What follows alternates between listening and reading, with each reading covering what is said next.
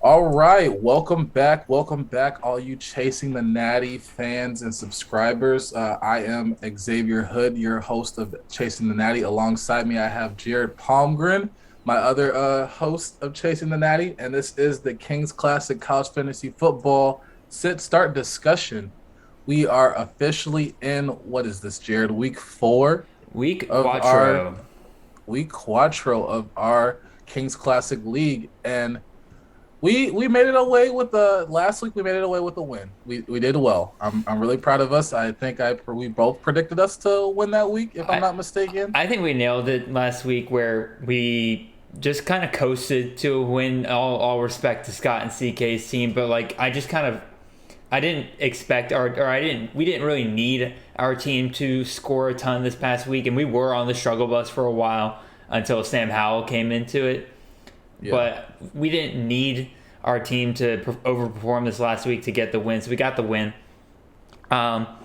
Few things before we get started here. First of all, again, thank you for that wonderful introduction, Xavier. A+ effort. That's not me being sarcastic, I swear. And so, I will know. That's true. We've lived long enough together to where you know if I'm being sarcastic or not. Regardless, thank you guys for tuning in. If you are watching this on YouTube, you can see we have some of our graphics back. I have been toiling away this week trying to rebuild a lot of our stuff. I have rebuilt an entire new graphics set for the Kings Classic Sit-Start discussion. So if you're listening to this on podcast, please hop on over to the YouTube side, watch us here. That's the way to watch this, in my opinion.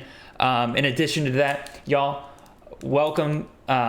Please make sure you are following us on Twitter. I am at CFF_Jared. He is at CFF_Xavier. Please make sure you are subscribed to us on YouTube. Please leave any questions, comments, or anything down below. You guys know how YouTube works. Make sure you're following us on Spotify and on Apple Podcasts. And if you are so kind, please leave us a little 5-star review or a 4-star review, whatever you want to leave us. I just love hearing feedback from y'all. I like hearing affirmation. It is very nice whenever I get a DM saying just a simple, y'all are doing a good job. So anyway, with all that being said and out of the way, let's get started on this week. So again, we're recapping last week. And like I said, we kind of coasted to a win. Xavier, where do you think we went right here? Yeah, we went right in a lot of places. Sam Howell. Let's start with the big name. The Sam Howell versus the Virginia team that he faced, and I think that was an over/under game. If y'all didn't watch our preview from last week, to where it was expected to have over 65 for the over/under, and we were just like, well, Sam Howell's a good quarterback. We were going to start him anyway, but this just adds an extra incentive of why we made that decision to keep him in the starting lineup, and he lived up. He threw for 5 touchdowns, 307 passing yards, and also Sam Howell's becoming a little bit more mobile this season. And I say a little bit, I should say a lot. He had over 112 rushing yards, which is very surprising. And that was one of my criticisms from Sam Howell for the past few years, where thought he was a little bit more stationary in that pocket, and I was like, the future of the league is moving for a little bit more ability, so you have to be able to do both, and he's showing that. And I really like that for our fantasy team and for the NFL for the future for his career. So I think that was a great choice of starting him, because it's honestly our only choice. I mean, we still had some other good quarterbacks on our bench that did well. I'll give a shout out to JT Daniels, a guy that we picked up in the very second to last round of our draft, where I thought, hey, the UGA offense is improving. If JT's the starter, which he is, he'll do well in that offense and throw for a lot of touchdowns. And he did. He threw for 3 touchdowns. Caleb Ellaby also had a great day against Pittsburgh. That was a really good game. Trying to think if that was one of those games that were over under 65 points, but definitely I don't think that was on our over under. Yeah, it wasn't on our over under, but definitely got me a little bit more intrigued with Pittsburgh a lot more than I was going into the season. Western Michigan I was hoping to see pick up the pace, because there were times where we were considering, hey, maybe Caleb Ellaby is maybe on the chopping block for our team. He's been on the chopping block for the last 2 weeks, and basically because we didn't get the guys that we wanted. He just kind of stuck around. Yeah, so we're gonna give him like he's teetering that line of like, all right, you got to show a little bit more consistency for a few weeks. Now, I guess to move on to the big dud, and then I'll let you talk about the running backs. CJ Stroud versus Tulsa. If you did not watch that game, go back and watch that game. The scoreline may be a little bit it may be a little bit deceiving for some because it looks like 41-20. Oh man, Ohio State just cruised to that victory. Yeah, no, for 3 quarters of that game, Tulsa and Ohio State were going back and forth of just like nobody could score points, or Ohio State was only just getting it on the ground, and it took a while, and it just looked like CJ Stroud was very limited and just kind of forgot how to pass the ball. And I was very concerned. I was like, man, are they gonna pull him? Are they gonna put up Kyle McCord in, or are they gonna put in who's the guy, Jack Miller? So I didn't know, but in the end, he had 12 points, which is not really great. But again, we didn't need it helped that one of our opponent's quarterbacks got injured like 5 minutes into his game. Yeah, which is sad. We don't encourage injuries. Oh no, God, no. But for our fantasy sake, for our week, it helped us out a lot. But yeah, it is concerning going forward from the future for CJ because he's not playing this weekend. We just got the update that they're only putting him in for emergency purposes because they're going to get to Akron. So he's not playing. Yeah, he's not going to play unless, Kyle McCord or Jack Miller just throw interception after interception, and they're like, all right, we need somebody to win this. And obviously, I still think Trevion Henderson can, just go under center and just, run the ball. I mean, Akron has one of the worst rushing defenses in the country, so... Ooh, I'm interested. I did pick up Trevion in our league, so might have to start him in this is a different league that I'm talking about, but... Our home league, a.k.a. he's starting him against me. Yeah, I am. So, yeah, those were the quarterbacks. Mine's coming back this week. Mine is coming back. He had an illness, so that's, I guess, a good sign for us. Actually, we'll get to that later on to see who we dropped and picked up for off the waiver wire. But that's it for our quarterbacks. Sam had a great day. Our backups did really well. Gave us a lot of promise and a lot of hard decisions for this upcoming week. CJ's not playing this week, so obviously you have a big decision, but this is a recap of our week, so we'll go next to our running backs, and I'll let you even touch on our flexes too, Jared, because they're running backs as well. So what do you have to say about these guys? I mean, Kenneth Walker performed like we wanted him to. He ran all over Miami. Kenneth Walker, by far our biggest star running back this week, and pretty much every week. Heisman candidate Kenneth Walker, pretty much a starter every week for us here on out. Hassan Haskins performed very well for us as a 1 week plug and play kind of guy. We were struggling a little bit at running back this past week, and we figured just plug him in against NIU, see what he does. Well, ran for 56 yards and 2 touchdowns. So that definitely did well for us. Tyler Algier, number 1 running back for BYU's offense. He did what he was supposed to, got us 12 points. Wasn't the greatest thing in the world, but he did his job. And then Deshaun Corbett's really the disappointment of the week. Only 38 yards total. He had 2 receptions, which helped out his point total in this league a little bit. But even still, that's not going to get it done. And the shine of Florida State's definitely wearing off now. And I'm thinking I kind of jumped the gun a little bit by looking to put Corbin into this lineup early on. And especially, they couldn't do anything against Wake Forest. That's not somebody that we're going to want to rely on every week. I'm going to be advocating to sit Deshaun this week. Go ahead and talk about our receivers a little bit.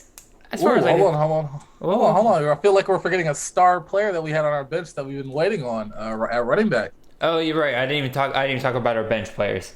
Yes, Mr. Ty Chandler finally getting going. 198 yards and 2 touchdowns against Virginia. Now, is this something I'm expecting every single week? Probably not. But in addition to that, it's nice to finally see him kind of solidify his role in this offense. I have a feeling that he's going to get us decent production every single week. Now, I'm not expecting Javonte Williams and Michael Carter just yet, but the fact that he solidified his piece in this offense, I think, is going to be good for us going forward. So, yeah, Xavier, I was going to say, I want to mention the fact that he got 20-plus carries, I believe, in that game, and he was only splitting with Caleb Hood because the other 2 running backs were hurt. Mm-hmm. It was very enticing, and I was advocating after week 1. I was like, don't give up on the run game. I believe Ty Chandler is a good back. I think Mac Brown finally realized, hey, I have a good back. Might as well use him and give him more opportunities to keep myself in the game. And it was a shootout against Virginia for a while until, the Tar Heels started leading ahead. So I look forward to the future with Ty Chandler and even, Caleb Hood in the future. Maybe he steps up. Hopefully not this season because I don't want him to cut into Ty Chandler's production, but for the future, definitely. Yeah, absolutely, fair enough. So you want to talk about our receivers, and I'll let you throw in Michael Mayer in there as well. Okay, I'll leave our star guy on the bench for you. I know you want to say some things. Actually, you have two star guys. I didn't even see the second guy, but Yep. Well, I'll leave the star. I'll talk about the starters and Michael Myers. Yeah, David Bell had he got a lot of receptions, which we do like. We drafted him number 1 for a reason. Now he did have a scare in the middle of that game against Notre Dame where he was injured, and I was like, dear God, don't tell me we lost our number 1 draft pick for the year. Mm-hmm. I really, we didn't have the number 1 overall pick, but he was our first pick.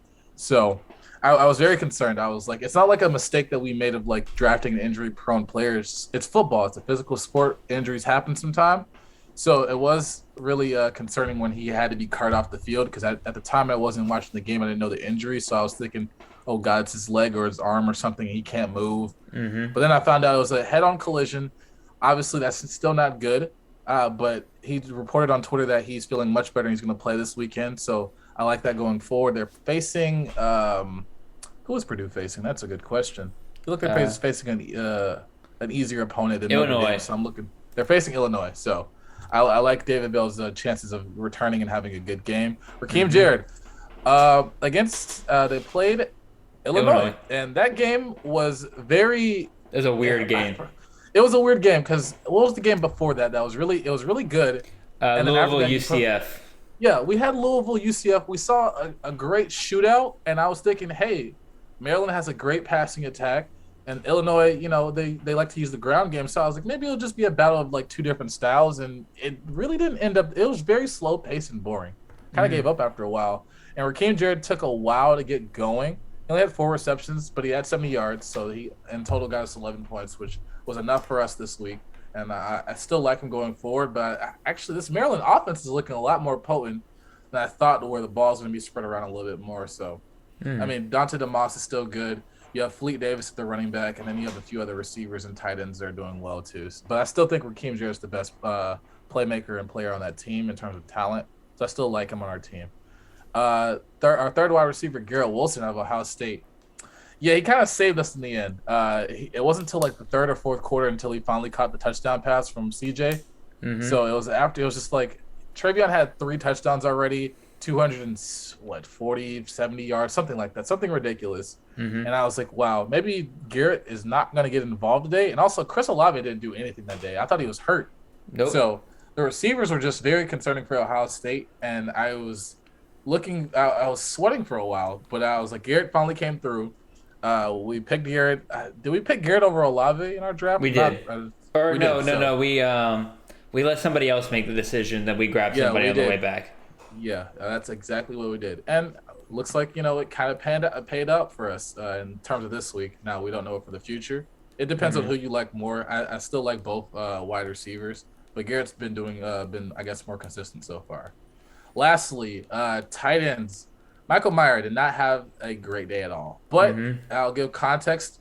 I think the top 5 tight ends didn't have the great day. Like Dolchus didn't do well. Well, we happen to play the one tight end, the one top tight end that still performed well, because Trey McBride's sitting over there with 19 points. Oh yeah, because he went against Toledo. But also, I'm like, Michael Mayer went against Purdue, so I was like, were they really stopping him on this?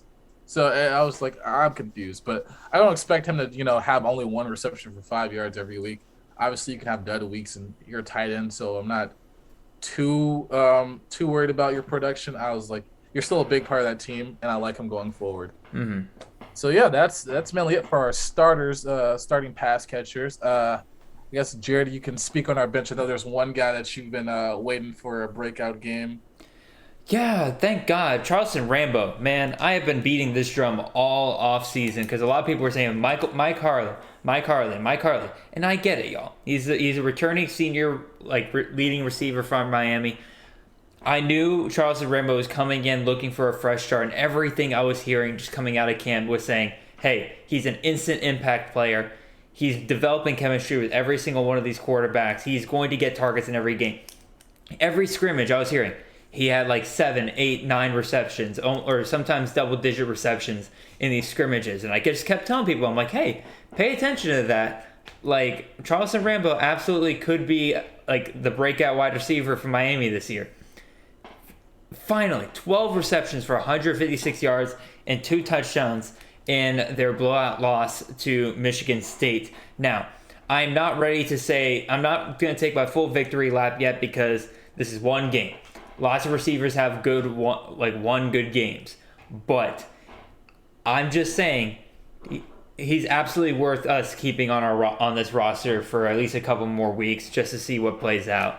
And then the other wide receiver that is doing well for me all of a sudden is Mr. Tyler Snead. In addition, because he apparently throws touchdowns now. This is the second game in a row that he's thrown a touchdown. Which, if that's what he's gonna do, that's what he's gonna do. And he's gonna get a lot more consideration now. I'm like, you're a quarterback now. You're gonna have to. They might have to add like it's trick plays. Yeah, I know it's trick plays, but you might as well just give him the distinction of wide receiver quarterback. Might as well at Fantrax do it for us. Give him wide receiver QB designation. All right, so that kind of wraps up our recap of last week. So now we're going to move on to the actual sitting and starting. But before we get to that, I'll mention just the different items different players that we dropped. We did drop Josh Wiley. He has been replaced by wide receiver out of SMU, Rashee Rice. We were in our in our waiver wire pickups and everything, we kind of went after wide receivers pretty heavily. We also tried to go after Dontavian Wicks out of Virginia. Missed out on that one because we're top 4, so therefore we have a bad waiver wire order. We did try to go for Jackson Dart, but it turns out he's going to be out for several weeks now, which, boo. But yeah, Rashee Rice is our only main pickup this week. There's other guys on here that I personally would rather we drop, like Joseph Ngata. He's going to be an easy drop after this week, probably. If Mayan Williams really does take a backseat to Henderson, he's going to be an easy drop this week. Deshaun Corbin, he's going to definitely be on the bench this week, and if he underperforms again, he's gone. So, but even so, we'll talk about that in a second. Let's go through each position and let's figure out who we're going to sit and who we're going to start. So, Xavier, why don't you start us off with the quarterbacks? Yeah, we have Sam Howell versus Georgia Tech. I think this is a no-brainer. I think we're both on the same page in terms of Sam Howell will be our starter QB1 for us. Now, this is where things start to get really dicey, and we might spend a little bit of time on this. Maybe not. We have C.J. Stroud going against Akron. We've since got the news that he will not be playing unless it's for emergency purposes, and since it's Akron, I don't think they will need him for an emergency because I doubt there will be an emergency. Mm-hmm. So we have a decision to make. We have JT Daniels versus why am I saying Vanderbilt? I'm thinking about college just so much and I miss it. But they're going against Vanderbilt. And Vanderbilt is not in a good state. They're never in a good state, but I think this Vanderbilt team is so far away from being any, just showing of a great Power 5 program or a decent. They're honestly just another FCS team, just in the SEC for some reason. So I do like JT Daniels, but also you have Caleb Ellaby versus San Jose State. And after that performance that he had with Pittsburgh, and Western Michigan wants to get in another shootout, I wouldn't mind it because I think JT and Caleb had similar days last week where they both had like 29 very points. Very similar days last week. Yeah, it was only by like a hundredth and a tenth that they separated. So, but it's I was gonna let's see. I'm gonna advocate for JT Daniels. I remember when we drafted it, we were at the Kings Classic in Ohio. I was like, let's take a shot on JT. Just this the pick, it was the second pick before our last pick. And I was like, hey, if we believe in this offense as much as we do as Georgia fans, why not take a chance on JT, who we have put our faith in as our home team and as a guy that we believe in to lead this Power 5 program to prominence. So, and it's against Vanderbilt. Now, the only concern is, would they take JT out too quickly? We kind of want we have a tough opponent this week. And we've seen from some games to where like if Georgia gets a lead, they'll do things of like, all right, we'll have JT out there for maybe like what 80% of the snaps. Then we'll throw Stetson out there, and then or they'll throw Stetson in at half, like coming out of the half, and then he throws a pick, and they're like, all right, get JT back in out there. So it's a lot of weird inconsistency. But I think going forward, what Georgia needs to do, and I hope they do, they just let JT play a full game and let like open the playbook up and explore new things. I think Vanderbilt is a great program to do that against. A great opportunity for them to do that against. It's a great program. So I think this is going to be the first game where we see JT maybe play like not all 4 quarters, but like 4 quarters, all the majority of the game until like 5 minutes left and we're up by like 40 or something. I'm going to disagree with you hard here. Last week was the game you're talking about against South Carolina. They kept JT and gave him as much reps as possible. Wasn't until like 10 minutes left in the fourth quarter they're like, all right, fine, take him out. So my whole thing with JT, as much as I love him, believe in the Georgia offense and everything, Georgia is the kind of team that if a team is going to let them run on them, there's not a ton of reason for them to pass. I.e., look at the South Carolina game from last year. Last year when they were giving up like 8 yards a carry on the ground, you saw JT only throw for about 130-something and a touchdown in that game, even though Georgia won 45 to like 13 or something like that. That is the kind of game that we could be looking at here with JT against Vanderbilt, a Vanderbilt team that is absolute hogwash garbage. So JT could go off, and we could see plenty of bombs from him, i.e. like Stetson Bennett in the UAB game. I could see that happening. But also we could again see him like he did last year against USC, where by no means did he struggle. It's just that there was no need to pass. And so it could be that Georgia's not going to have a huge need to pass in this game. Now okay, I'll let you finish. Now, my whole thing with these two backup quarterbacks is I don't think either one of them are in a great situation here. San Jose State's defense is legit. They held Hawaii to 13 points. USC torched them, but Power 5 against a group of 5 and everything like that. But this is another group of 5 versus group of 5. San Jose State's defense is legit. And Caleb Ellaby, in the 2 games before he played against Pittsburgh, struggled against a good Michigan State defense. And I forget who they played the week after, but he struggled in that game. Illinois State. Struggled in that game as well. Illinois State is probably a worse defense than he's going to be facing at San Jose State. Now the weird part about all of this is, again, the fact that he then performed well against what's supposed to be a good Pittsburgh defense. So, to me, Ellaby has like the higher upside, but the lower floor out of these two backup quarterbacks here.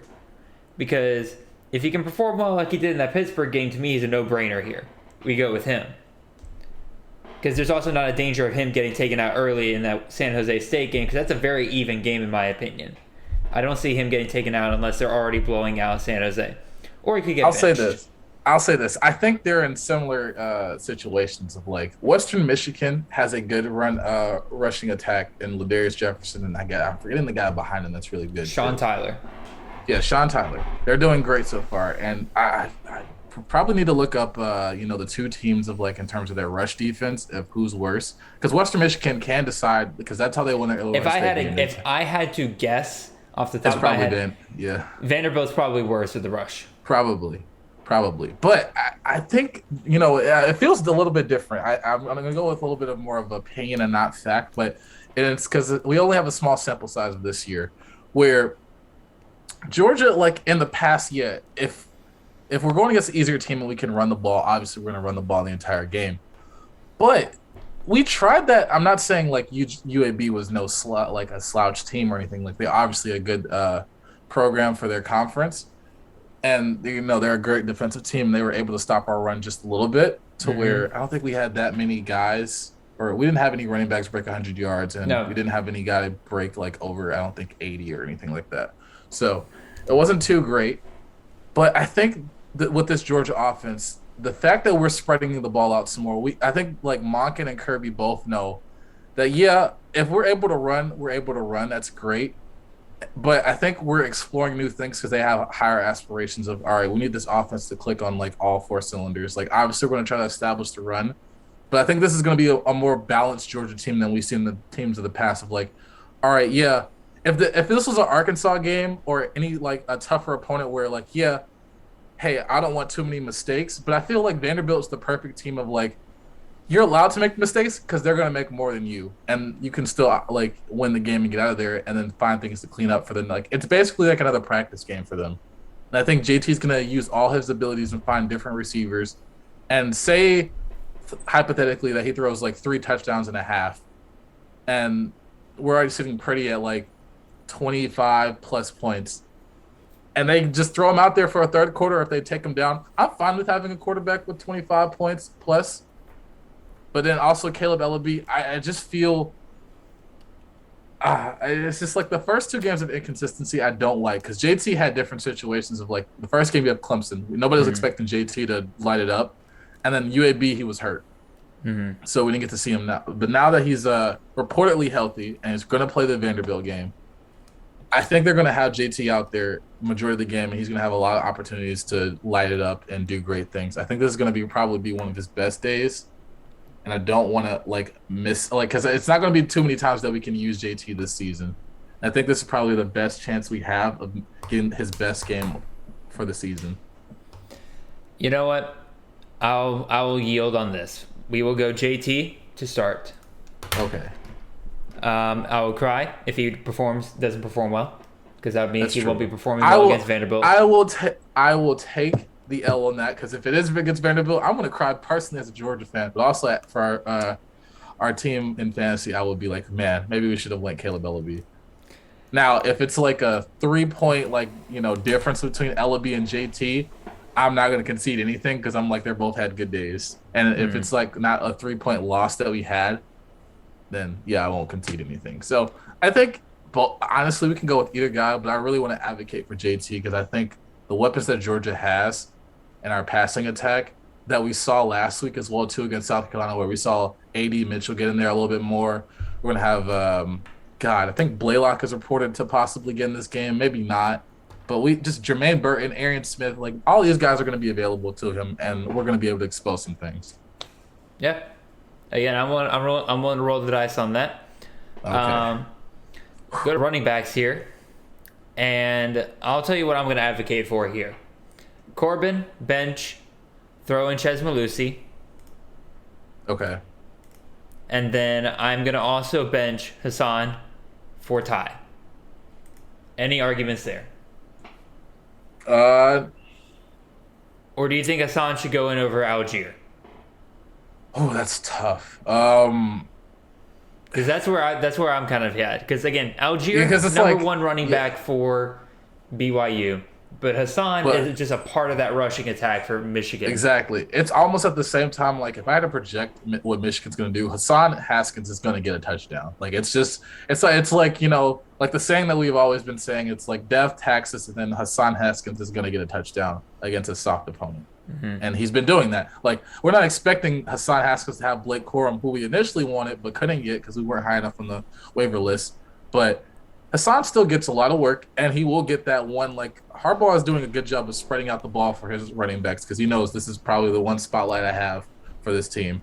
So I don't blame you. It's just that let's see. It is a tough decision because I'm with you with Corbin and putting in Chez Malusi. I'm absolutely 100% for that.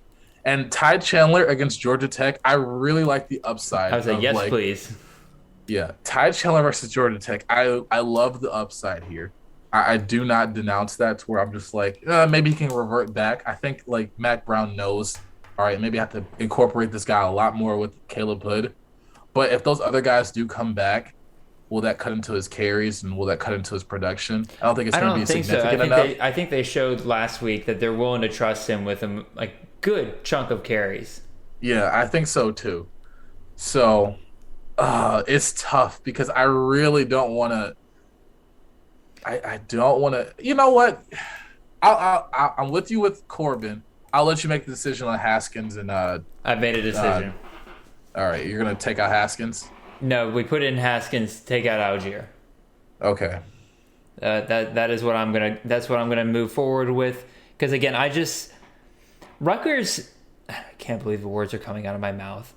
Rutgers, for once, is a good enough team to where Michigan will probably keep in their starters for a lot longer than we typically would expect again in a game against Rutgers.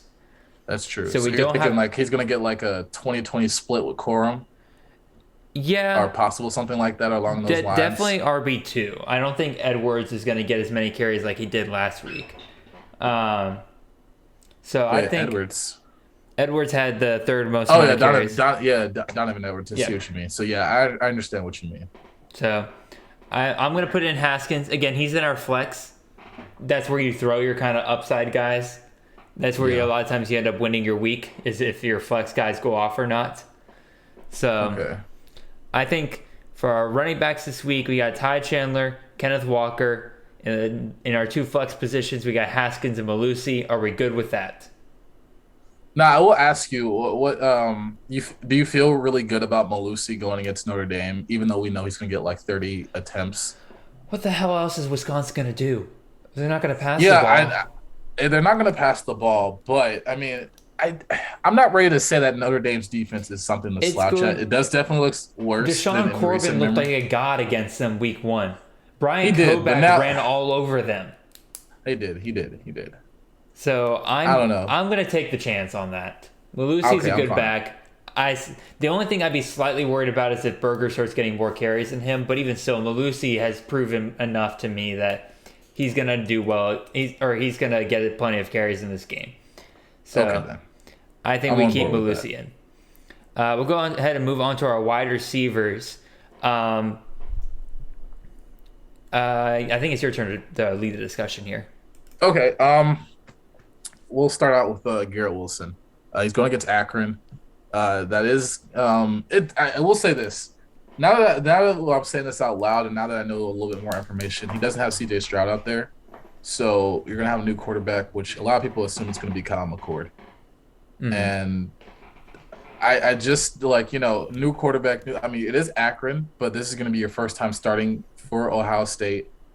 And I don't know, like maybe it'll take some time to get used to your receivers. You have three great receivers to go through, but if he finds it like a guy that he really likes and it's not Garrett Wilson, then I will kind of be a little bit sad because I want the guy with the highest potential to get us a lot of points. Because as we'll get into later of who our opponent has and who what we're facing against, I need the highest amount of points possible. I think Garrett Wilson's still a great enough talent to get open, and hopefully Kyle can make those reads to find him to make plays in the space and get those touchdowns.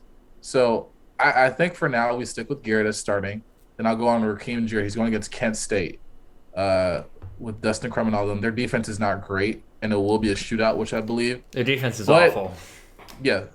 So, but at the same time, we've seen from Maryland so far this season to where like they spread the ball out so much. I mean, Dante and Raheem get a lot of work, but Flea Davis is getting work too. The tight end that I can't pronounce because I believe he's African or his family has like African descent. So it's really hard to say, and I'm not even going to try to attempt or butcher it. But so it's like Raheem is going to definitely like split targets and touchdowns in that game. So hopefully this will be like one of his breakout games to where based off of the history of Maryland and what they've been doing up there for the past 2 years with Talia and Raheem, maybe he'd be the wide receiver one for the day. Which I'm like the reason that we pick him up or did we draft him? We drafted him. We drafted him, so that was one of the reasons that I did want him to get drafted on the team because he was a 5-star receiver coming out of high school, and I was like he was definitely a good freshman, so I kind of want that. And Talia's looking great too, so it's tough. I'll leave that on the table. And then David Bell, we drafted him number 1 for a reason. He's going against Illinois. He said he was healthy, so once we get that confirmation by Xavier, I just looked it up. All right, I just looked at the report they have here. He is officially a game time decision. Yeah, so that's what I was gonna say. I was like, look, he said that he was good to go, but that's not like a player can say that until I see the coaches good to go. Like, so we're gonna be watching that closely till down to the wire if we're gonna make that decision. I think we agreed that if we keep him in for right now, Yeah. but we have to have a backup plan ready to go to see if he's dressed out or not before the game and everything. It's definitely going to be something we got to keep an eye out for. Now we Who have do who options. do our backup? Who do we So put in as our backup? I'll just strike out the names that we're probably not going to put in. I'm not putting in Ngata for the week. We don't trust it yet. I Nope. still have high hopes for him for the season, and maybe he'll show it against NC State and Clemson gets their offense together. But no, I'm not taking that chance. Rashi Rice is going against TCU. I still love the SMU offense, so we did pick him up off the waiver wire for a reason. But I have to see more because they're splitting a lot with Danny Gray. If Reggie He's Roberson's averaging finally 18 points a game. he is. He absolutely is. And Danny Gray, I think, is doing something similar as well too. But they've been playing against like conference opponents, and then like one was out of conference against Abilene Christian. So it's not like their conference is known for stout defenses against like just electric pass, like just great spread offenses like that. So now you're going against TCU, a Big 12 team, which I'm not saying is like a great defense, but TCU has some good players on that defense, and they always throw a curveball on a lot of teams like schemes. So I don't know just yet. I'll say he's like probably on the. If I had to prioritize, I'll go to the other two. Tyler Snead and Charleston Rambo are probably the ones I would probably put in over David Bell, because Charleston Rambo's going against Central So Connecticut, and then Tyler Snead's going against Charleston Southern. so here's the thing. Um, I'm gonna advocate for Tyler Snead here, and there's a reason for that. Look at You the think they're gonna times do that no, look at the times that Rice and Rambo play. Look at the times that Rice and Rambo play. Ooh, that's 12 and They're new. 12:30. I would say they're noon games. We're not gonna know about David Bell before then. That's So, true. so You're they're gonna have absolutely already right. played. We can't switch them in. Tyler Snead plays a game at 6. If David Bell can't play, we have to go with Tyler Snead. All I don't right, want to go so over but Ngata. now I will throw one more scenario. What if we get the okay that he will play like tomorrow or Saturday morning? If we get the official okay that he will play like well in advance, I'm gonna advocate for. I actually would advocate for Rashi Rice Really? because Rambo and Snead are both playing against like smaller competition. Those teams probably gonna run the ball a lot. They're not gonna be in a game script where they're gonna need to pass a ton. Versus Rashi Rice playing against TCU, that's gonna be a back and forth, very close game in my opinion. Rashi Rice has quickly become one of Mordecai's favorite receivers on this offense, even though he's passing the ball over the yard. They pass the ball enough to where he can easily still have a good he can still have a good fantasy day. I would advocate for Rashi here. I mean, I'll say this: he's only getting like the last two games. He only had 4 receptions. Now he did 2 in the last game against LA Tech because that was a shootout. TCU might be a shootout as well too, but 4 receptions compared to guys that are getting like what Snead is getting the past 2 games, 5, 5, 4, and then Charleston Rambo just had that big game with 12, and he's been averaging around like 8. Maybe we do go Charleston Rambo if he's averaging better receptions. Yeah. So you got me convinced there. We'll go Rambo. If Okay. for some So reason I think like if we get the information early about David Bell of whether he plays or not, then I'm fine with putting in Rambo. Now, if we don't, then I'm with you with Rashi Rice, or not Rashi Rice, Tyler Snead at 6. Yeah, that would like- be my priority list was Charleston Rambo 1, Tyler Snead 2, and Rashi Rice 3. If we had to come to a decision. sounds good, which means Rashi is absolutely about to go off for like 30 points. We'll see. We'll see. Anyway, tight end, It's still Michael Meyer. the godsend tight end, Michael Meyer. We're keeping him in even with his bad week last week. There's no reason not to. So that's our lineup for the week. Our official lineup right now is quarterbacks Sam Howell and JT Daniels. We have Ty Chandler and Kenneth Walker as our 2 starting running backs. We have David Bell, Raheem Jarrett, and Garrett Wilson as our 3 starting wide receivers. Starting tight end is Michael Meyer. And our 2 flexes are Hassan Haskins and Ches Malusi. One more thing I did want to throw by you real quick, Xavier, is do we want to try to see if we can find a quarterback off the waiver wire for this week, or are you in JT we trust? Wait, on the waiver wire right now, Yeah, live. right now live. Is that something you just want to Uh, consider here or not? let's look at what we got here. It's always nice to like window shop. Payton Thorne is still available in our league, and he's thrown for the past 2 games of 4 touchdowns. I remember I did mention this in our DMs earlier, and he's the past 2 games he's averaging around like if I had to estimate 37, 38 points. He plays Nebraska Probably this more. weekend. He plays Nebraska. Um, I don't have a good gauge of Nebraska right now. I still think they're gonna lose that game. And I know Kenneth Walker is going to have a big day, but I can't just ignore what Payton Thorne has done for Michigan State this season. I think that's the only guy I would really consider here. Yeah, honestly, yeah, that's probably maybe like Jack Plummer if David Bell was playing, and Nah. that's really it. I don't see anybody else that I would be looking forward to putting in our starting lineup.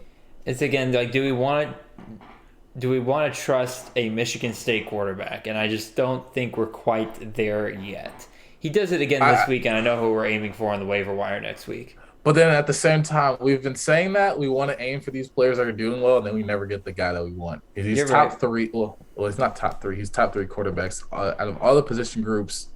Peyton Thorne is But still again, top three. but even so, we're only allowed 4 quarterbacks on our roster in this league. So it's So like, we would who have do to we cut drop? somebody. We'd have to cut It somebody. probably. It would probably. Ooh, actually, I don't know. That's going to be tough. Just depends on the rest of their schedules and who they're facing. I know Georgia has a big game against Florida later down the line, and if JT lights it up, that's going to be great. But then we also have some tough games against Arkansas and Auburn. So, and then I don't know whatchamacallit, Caleb Ellaby's going to face in the MAC. So, I mean, it is the MAC, so he could go off. And, we drafted him for a reason for his MAC play. Mm. So I'd probably lean more towards you're probably more inclined to drop JT, and even though it would hurt me, I would listen and be like, all right, he has to go. But if he goes off, I'm gonna at you on Twitter and just be like, I told you he was the next Heisman great. Well, he's not in the So Heisman race anymore. He's yeah, only he's got not. 400. He's got 400 yards and 3 touchdowns. He got injured. It's not fair. You're Well, right. okay. He could get back in it though if he blows out Florida and then like I don't know what the Heisman race stops after like what the championship game or before the championship game. I think it's after the SEC championship game Oh, usually. so he could win it.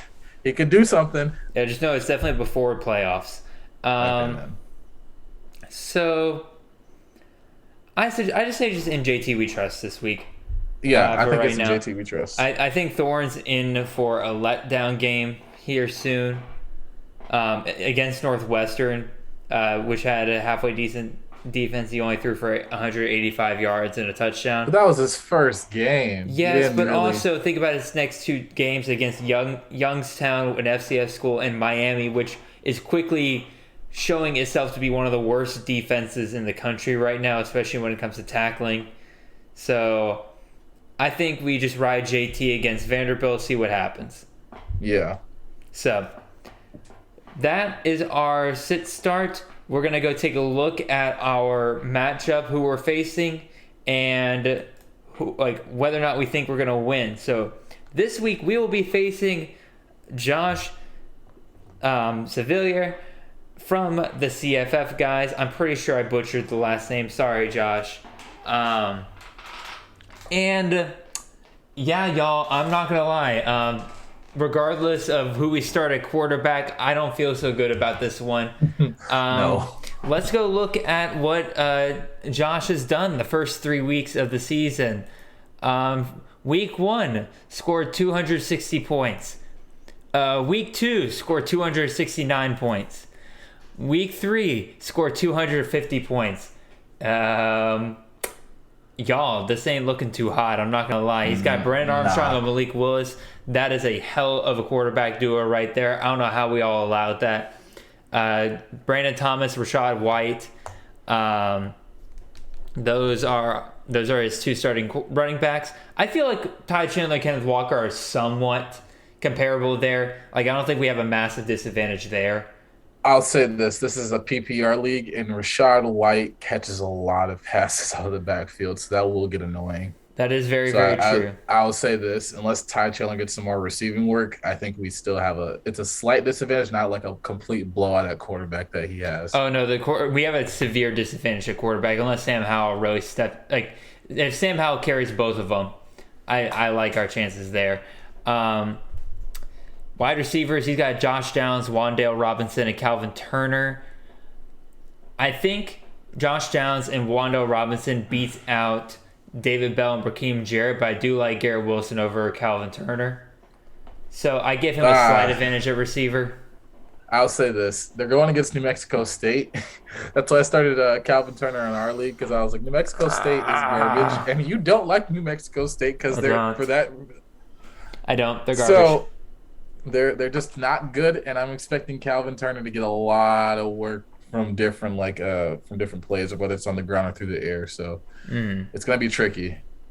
And then at tight end, we got our boy Michael Meyer, but he's got Grant Calcaterra. Grant Calcaterra, I don't think has the ceiling of Meyer, but he definitely has consistency. Even last week, when every other tight end in the world was struggling, Calcaterra still put up some points. I feel like I like our chances a little bit more at flex. I do think Lou Nichols is better than both Chez Malusi and Hassan Haskins. But Roderick Burns is part of that North Texas offense, and they are inconsistent as all living hell right now. Now, granted, they're going against LA Tech, who's been in shootout after shootout this year. But even still, I like Hassan Haskins against Rutgers. I like Chez Malusi just to be the whole offense for Wisconsin. So I feel like there's a slight advantage there at flex for us. But when I add this whole thing up, it's hard for me to see a win here. And if we lose to Josh, I'm not going to be too upset because, again, if after this week we lose to Josh, we will be 2-2, and the only two losses we will have had came to teams that are currently undefeated. So I don't know. I'm predicting a loss this week, and I know that kind of sounds defeatist and everything, but Josh's teams have just been highly consistent with how many points they've scored, and we would need our team to perform their best in order to get up there. Like, we would need an average of 26 points from each of our guys to score into the range that Josh is typically seeing his guys score in, and I'm having a hard time seeing that. So I'm predicting an L here. So Xavier, what are you thinking here? I'm thinking this week we get over 200 points again, but I'm also thinking that we're not gonna win this week. I think this is gonna be it'll be great to win. Have a little comeback story of like we thought we were out of it, and then maybe Kenneth Walker goes for a 5-touchdown game, and Ty Chandler has 2, and Sam Howell is just throwing it all over, and JT is the savior that I want him to be. But it's still going to take a lot more than those few guys to even compete with what he has. It would have to be like Brennan Armstrong and Malik Willis got shut down after halftime, and Malik Willis is probably going to be in that Syracuse game for a very, very long time. Brennan is playing Wake Forest, so he'll probably be in that game for the entire game as well too. And then you have, it's just so much to where everything just looks like a favorable matchup for him. Now we'll say Wandel versus South Carolina. Last week they didn't have the greatest week against Chattanooga, but I think they'll pick back up where they left off before. And he's still an electric player. Now I like the point you made about Roderick Burns because I did pick him up in another league, and I was like, yeah, he still has good upside, but it's just the fact that they're very inconsistent right now with the injuries that they have. And it's always weird. It's always either they're missing a star receiver, so they just key in on the run because they have Torrey, or either Torrey's hurt and they're just keying in on the receivers. So everybody has a game plan for them. It's going to take a miracle. And I like to believe in miracles. I do believe in miracles, but yeah, if I had to be objective, I don't think we're going to win this week, which I'm fine with. At least it's one of the top guys in the league to have a really good team. Again, if we lose this week, we will not lost to, in my opinion, anybody we weren't supposed to lose to yet. Now, we got time to build up our team to the end of the season, try to get some more guys in here that'll help us down the road when I believe we don't face any of these guys again until the playoffs. So Yeah. Alrighty. So with that being said, I believe that wraps up our show for this week. Thank you guys so much for listening. Xavier, is there anything else you want to say before we head out of here? Nope. Thanks for dropping in and hearing us out. We hope you enjoy all the content that we're putting out on a semi-consistent basis. I think we're doing a pretty good job so far. Yeah, we enjoy all the feedback that y'all give us. We enjoy the questions y'all have on Twitter, whether they're in the DMs or out there in the open public. We don't care how crazy or ludicrous they are. We'll give you an honest answer. We don't try to, berate anybody. We always just give our honest opinions, and you don't have to listen to our opinions. Sometimes guys have a better feeling than us. We're not, we don't know. If we knew all the answers, then yeah, we'd probably be more in the betting business rather than just fantasy, just regular fantasy. But yeah, we just love what we do. We enjoy the support, and yeah, we can't wait to keep on making content. So that's all I have to say for now. Alrighty, y'all. Appreciate y'all listening and everything. Again, I'm happy to have gotten back our graphics. I'll be working to try to get the main show's graphics back up and running before we record our recap and preview for next week. So I appreciate y'all, and y'all have a wonderful day.